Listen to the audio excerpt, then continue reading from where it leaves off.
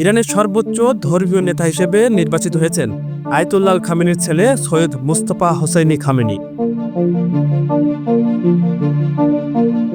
দেশটির ক্ষমতাধর পরিষদ অ্যাসেম্বলি অফ এক্সপার্ট এই পদের জন্য তাকে মনোনীত করেছেন। আনুষ্ঠানিকভাবে দায়িত্ব গ্রহণের পর তিনিই হবে ইরানের পরবর্তী ধর্মীয় এবং রাষ্ট্রীয় প্রধান।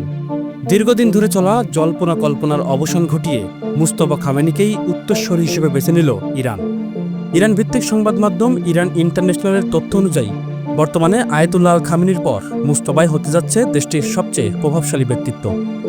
1969 সালে জন্ম নেওয়া মুস্তফা খামেনি আয়াতুল্লাহ খামেনির দ্বিতীয় সন্তান।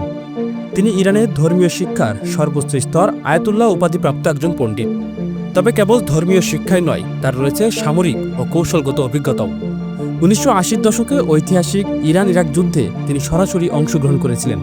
বিশ্লেষকদের মতে ইরানের দুটি সবচেয়ে প্রভাবশালী বাহিনী রেভলিউশনারি গার্ড এবং বাসিস ফোর্সের উপর মুস্তফার ব্যাপক নিয়ন্ত্রণ রয়েছে। একসময় তিনি আইআরজিসির সক্রিয় সদস্যও ছিলেন। এই সামরিক সমর্থনই তাকে ক্ষমতার দৌড়ে এগিয়ে রেখেছে বলে মনে করা হয়। মুস্তফা খামেনির এই উত্থানকে সহজভাবে নিচ্ছে না পশ্চিমা বিশ্ব। 2019 সালে মার্কিন যুক্তরাষ্ট্র তার উপর নানা নিষেধাজ্ঞা আরোপ করে। ইরানের এই নতুন নেতৃত্বের ফলে আমেরিকা ও ইসরায়েলের সাথে দেশটির সম্পর্ক কোন দিকে মোড় নেয় তা নিয়ে এখন আন্তর্জাতিক মহলে শুরু হয়েছে চুলচেরা বিশ্লেষণ।